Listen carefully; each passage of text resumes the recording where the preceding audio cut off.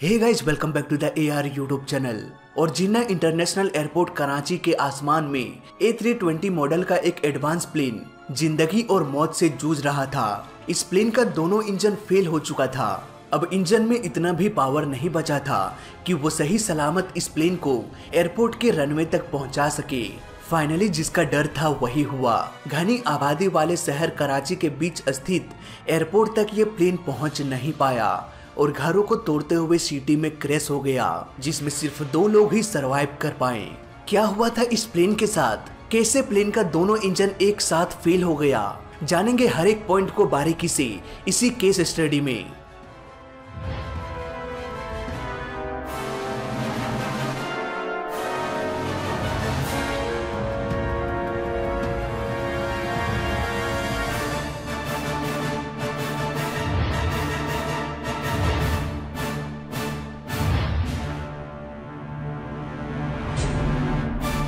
दोस्तों, वीडियो शुरू करने से पहले मैं आपको बताना चाहूंगा कि अगर आप भी Amazon, फ्लिपकार्ट, मंत्रा जैसे ऐप पर शॉपिंग करते हैं तो आप सभी को कैश करो जरूर यूज करना चाहिए। कैश करो एक ऐप और वेबसाइट भी है जो आपके हर ऑनलाइन शॉपिंग पर ढेर सारे कैशबैक्स और रिवॉर्ड्स देता है। इस कैशबैक को आप अपने अकाउंट में भी ट्रांसफर कर सकते हैं। इसके साथ साथ Amazon गिफ्ट वाउचर में भी कन्वर्ट कर सकते हैं। सिंपली आपको कैश करो पर विजिट करके किसी भी ऑनलाइन साइट से शॉपिंग कर सकते हैं और आपको मिलेगा ढेर सारा कैशबैक। तो डिस्क्रिप्शन में लिंक है, जाकर अकाउंट बनाओ और किसी भी साइट को ओपन करो, जैसे कि मैं Amazon को करता हूँ। यहाँ से विजिट करके आप Amazon के वेबसाइट में पहुँच जाएंगे। यहाँ पर शॉपिंग करके पेमेंट करने के बाद माई अर्निंग सेक्शन में आप अपना कैशबैक चेक कर सकते हैं। मेरे दिए हुए लिंक से अगर आप साइन अप करते हैं तो पहली खरीदारी पर आपको 25 रुपए एक्स्ट्रा कैशबैक भी मिलेगा। तो जल्दी से जाओ और साइन अप करो। पाकिस्तान का एक शहर लाहौर, 22 मई 2020। एयरबस A320 मॉडल का एक प्लेन पाई airline 8303 Allama Iqbal international airport Lahore Pakistan से 99 लोगों के साथ उड़ान भरा। इस प्लेन को पास के ही एक शहर जिन्ना इंटरनेशनल एयरपोर्ट जाना था। इस प्लेन को कैप्टन सजाद गुल उड़ा रहे थे, वहीं फर्स्ट ऑफिसर उस्मान आजम थे। ये फ्लाइट करीब 90 मिनट्स की थी। समय गुजरता गया और कुछ ही मिनट्स बाद ये कराची के एरिया में दाखिल हो गया। अब कराची ATC पाई को गाइड कर रहा था। कैप्टन लैंडिंग कराने के लिए प्लेन को नीचे ले जाने लगा। तभी ATC का कॉल आया। उन्होंने कहा कि आप 10,000 से भी अधिक एल्टीट्यूड पर हैं। आपको करीब 7,000 फीट के एल्टीट्यूड में होना चाहिए था। प्लीज अपने लैंडिंग प्रोफाइल को मेंटेन करें। पर पायलट ने कहा कि हम मैनेज कर लेंगे। देखते ही देखते प्लेन का एल्टीट्यूड 9,800 फीट हो गया। यहाँ पर प्लेन का एल्टीट्यूड लगभग 3,000 फीट होना चाहिए था। ATC ने फिर से पायलट को ये सजेस्ट किया कि आपका एल्टीट्यूड काफी अधिक है। फिर से पायलट ने वही जवाब दिया कि हम सिचुएशन को हैंडल कर लेंगे। ये कहते हुए पायलट ने ATC को इग्नोर कर दिया। अब प्लेन को तेजी से नीचे ले जाने के लिए पायलट ने ऑटो पायलट को डिसएंगेज कर दिया और थ्रस्ट लीवर को मिनिमम करके रैपिड डिसेंट करने लगा। किसी तरह से ये प्लेन रनवे पर टचडाउन कर गया।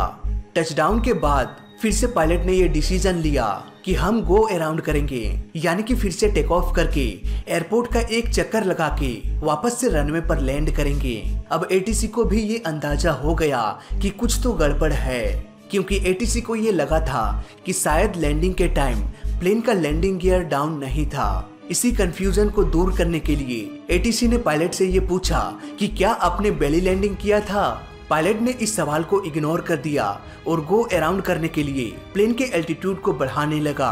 तभी अचानक प्लेन का दोनों इंजन फेल हो गया और प्लेन को थ्रस्ट मिलना भी बंद हो गया। अब प्लेन अपने एल्टीट्यूड को गेन नहीं कर पाने लगा। यहाँ पर पायलट ने इमरजेंसी डिक्लेयर कर दिया। एयरपोर्ट में दोनों रनवे को खाली कर दिया गया। प्लेन को किसी तरह से मोड़कर रनवे की तरफ कर दिया गया।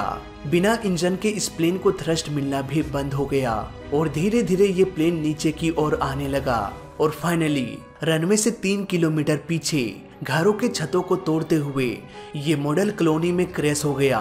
देखते ही देखते वो एरिया आग की लपटों में घिर गया। ऐसा लग रहा था जैसे धरती हिल गई हो। चारों तरफ चीखने चिल्लाने की आवाजें आ रही थी। देखते ही देखते सारे पैसेंजर्स इस भीषण आग की चपेट में आ गए। प्लेन में बैठे 99 लोगों में से 97 लोगों की घटनास्थल पर ही मौत हो गई। बस 2 लोगों की ही किस्मत अच्छी थी कि वो जिंदा बच निकले। इसके अलावा घरों में रहने वाले 8 लोग जख्मी हो गए, जिसमें से एक की मौत हो गई।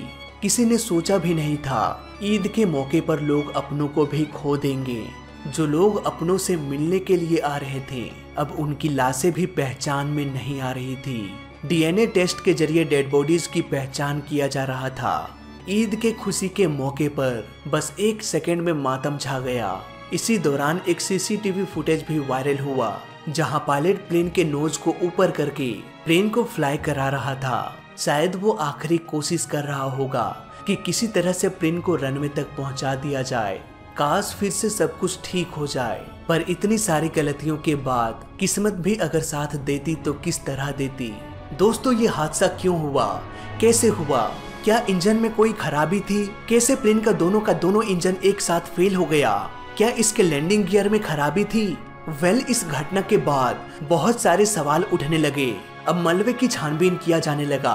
हर एक पार्ट, प्लेन के हर एक पुर्जे को कलेक्ट किया गया। वहीं प्लेन के ब्लैक बॉक्स को भी जांच करने के लिए भेज दिया गया। उधर रनवे की छानबीन करने के बाद ये पता चला कि यहाँ पर फर्स्ट अटेम्प्ट के दौरान जब प्लेन लैंड किया था, तब कोई चीज रनवे के कांटेक्ट में आ गया था, क्योंकि रनवे पर 2 बड़े स्क्रैच का निशान मिला, जो कि 4500 फीट और 5500 फीट में था। ये स्क्रैच का निशान आखिर कैसे बना, इसका जवाब उस वक्त किसी के पास भी नहीं था। अगर कोई इसका जवाब दे पाता तो वो था फ्लाइट डाटा रिकॉर्डर और कॉकपिट वॉइस रिकॉर्डर। CVR और FDR को जांच करने के बाद जो बातें सामने आई, उस पर यकीन करना मुश्किल हो गया। तो आइए जानते हैं इसके पीछे के सच को।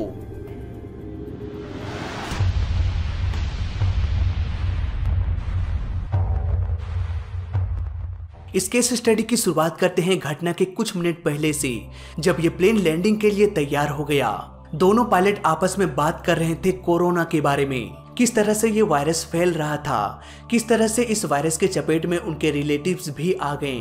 उस वक्त यही सब डिस्कशन कॉकपिट के अंदर हो रहा था, जबकि लैंडिंग के दौरान इन सब बातों का कोई भी मतलब नहीं बनता। लैंडिंग के दौरान सिर्फ और सिर्फ लैंडिंग की ही बातें होनी चाहिए थी, लेकिन दोनों पायलट का ध्यान कहीं और था। और शायद इसीलिए जब प्लेन का एल्टीट्यूड 3000 फीट पर होना चाहिए था, तब इस प्लेन का एल्टीट्यूड करीब 9800 फीट था।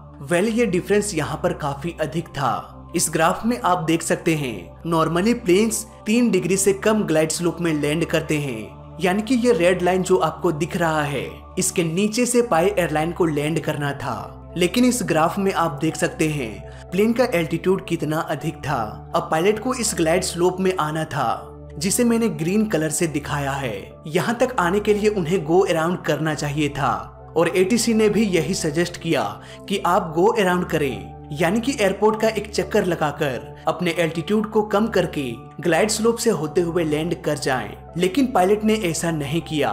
उन्होंने ऑटो पायलट को डिसंगेज करके प्लेन को तेजी से नीचे की ओर लाने लगा। 7500 फीट पर प्लेन के लैंडिंग गियर को डाउन कर दिया गया, साथ ही साथ स्पीड ब्रेक को भी एक्टिवेट कर दिया गया।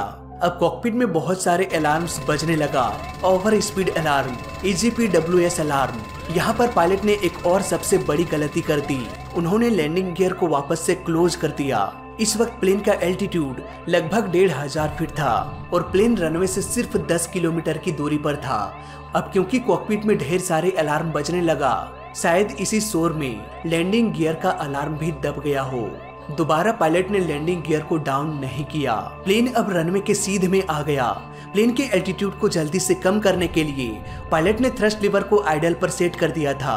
वही फ्लैप 3 लैंडिंग करने लगा था, वो भी बिना लैंडिंग गियर को ओपन किए।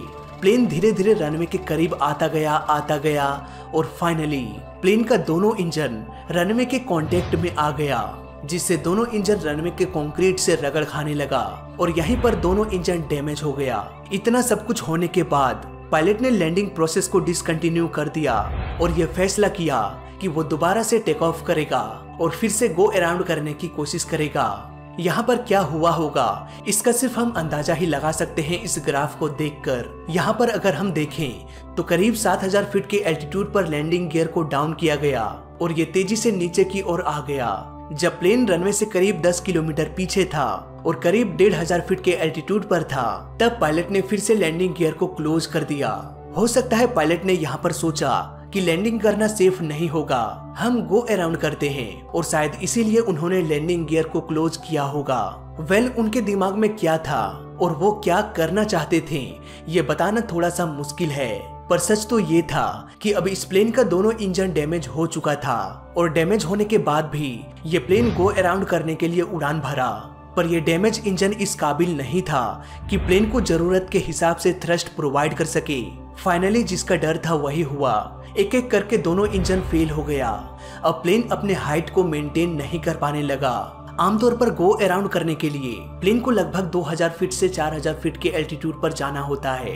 ये डिपेंड करता है एयरपोर्ट्स पर, अलग अलग एयरपोर्ट्स में अलग अलग रूल होता है। For example London Heathrow airport में गो अराउंड करने के लिए 2000 फीट के एल्टीट्यूड पर जाना होता है, जबकि सिंगापुर चेंगी एयरपोर्ट की बात करें तो वहां पर 3000 से 4000 फीट के एल्टीट्यूड पर जाना होता है। बात करें जिन्ना इंटरनेशनल एयरपोर्ट की तो यहाँ पर लगभग 3000 फीट के एल्टीट्यूड में गो अराउंड किया जाता होगा, लेकिन पाई एयरलाइन का दोनों इंजन फेल हो जाने के कारण वो इतने एल्टीट्यूड को मेंटेन नहीं कर पा रहा था। अब जैसा कि हम जानते हैं कि प्लेन का एल्टीट्यूड जितना अधिक होगा वो उतनी ही दूरी तक ग्लाइड कर सकता है बिना इंजन के भी। पायलट ने पाई एयरलाइन को किसी तरह से रनवे की तरफ मोड़ दिया। नाउ यहाँ पर पायलट ने मेडे कॉल किया और कहा कि दोनों इंजन फेल हो चुका है। पायलट ने प्लेन को रनवे की तरफ मोड़ दिया, पर थ्रस्ट ना मिलने की वजह से ये बेहद धीमा हो गया। पायलट ने प्लेन के नोज को ऊपर कर दिया, इस उम्मीद से कि शायद एक्स्ट्रा लिफ्ट मिल जाए और किसी तरह से ये एयरपोर्ट तक पहुंच जाए, पर अफसोस ऐसा हुआ नहीं। ये प्लेन एयरपोर्ट के करीब 1.5 किलोमीटर पीछे सिटी में क्रैश हो गया। दोस्तों, जब कभी भी ऐसा सिचुएशन आता है कि लैंडिंग के बाद प्लेन को फिर से टेक ऑफ कराना हो तो ऐसा भी किया जा सकता है, बशर्ते प्लेन इतने स्पीड में हो कि वापस से वो लिफ्ट कर सके, क्योंकि अगर ये धीमा हो जाए तो टेक ऑफ कराना मुश्किल हो सकता है, क्योंकि रनवे की लंबाई लिमिटेड होती है। आधा रनवे तो लैंडिंग करने में ही चला जाएगा, और बचे खुचे रनवे का यूज करने के बाद भी प्लेन टेक ऑफ नहीं कर पाया तो ये प्लेन भी एयर इंडिया फ्लाइट 821 की तरह क्रैश हो सकता है। ऐसे कंडीशन में पायलट्स को पहले ही सोच लेना होता है रनवे के डिस्टेंस को देखकर कि उतने डिस्टेंस में हम टेक ऑफ कर पाएंगे या नहीं। ऐसे कंडीशन में फिर से टेक ऑफ कराने के लिए थ्रस्ट लीवर को बढ़ाना पड़ता है और लैंडिंग गियर को डाउन ही रखा जाता है, ताकि जब तक प्लेन को थ्रस्ट मिलना शुरू ना हो जाए तब तक प्लेन का कांटेक्ट अगर रनवे से हो तो वो कांटेक्ट लैंडिंग गियर के साथ हो, ना कि प्लेन का कोई पार्ट रनवे के कांटेक्ट में आ जाए। थ्रस्ट लीवर को पुश करने के तुरंत बाद ही लिफ्ट मिलना शुरू नहीं हो जाता, थोड़ा सा तो टाइम लगता है और इस दौरान प्लेन का एल्टीट्यूड कम हो सकता है, इसलिए लैंडिंग गियर को डाउन रखना बहुत जरूरी होता है। लेकिन पाई एयरलाइन के पायलट ने लैंडिंग गियर को पहले ही क्लोज कर दिया था। अब सवाल ये आता है कि गलती कहाँ हुई। यहाँ पर पायलट ओवर कॉन्फिडेंस था। पायलट ने एटीसी को 2 बार इग्नोर कर दिया। उन्हें 9000 फीट के एल्टीट्यूड पर ही गो अराउंड कर देना चाहिए था, पर उन्होंने नहीं किया। इसके बाद भी 7000 फीट के एल्टीट्यूड पर उन्हें गो अराउंड करना चाहिए था, पर फिर से उन्होंने एटीसी को इग्नोर कर दिया। इसके बाद उन्होंने सबसे बड़ी गलती ये किया कि लैंडिंग गियर को क्लोज कर दिया। टचडाउन के कुछ देर पहले अगर उन्हें गो अराउंड करना ही था तो लैंडिंग गियर को क्लोज नहीं करना चाहिए था। इसके बाद एक और गलती हुआ, जब प्लेन बेली लैंडिंग किया तो पायलट को प्लेन को वैसे ही रोक देना चाहिए था। दोबारा गो अराउंड करने की जरूरत नहीं थी, क्योंकि लैंडिंग के बाद उन्हें भी आइडिया आ गया होगा कि रनवे का कांटेक्ट इंजन से हो गया है। यहाँ पर एटीसी को भी एल्टीट्यूड को देखते हुए प्लेन को लैंडिंग की इजाजत नहीं देना चाहिए था। इस हादसे में एक के बाद एक गलतियां हुई और बस कुछ ही मिनट्स में सब कुछ बर्बाद हो गया। वीडियो खत्म करने से पहले मैं आपको याद दिला दूं कैश करो के बारे में। मेरे दिए हुए लिंक से साइन अप करने पर पहली खरीदारी में आपको 25 रुपए एक्स्ट्रा कैशबैक मिल जाएगा। तो कैशबैक के मजे लो और मैं मिलता हूं आपसे अगली वीडियो में। तब तक के लिए देखते रहिए और सीखते रहिए। जय हिंद, वंदे मातरम।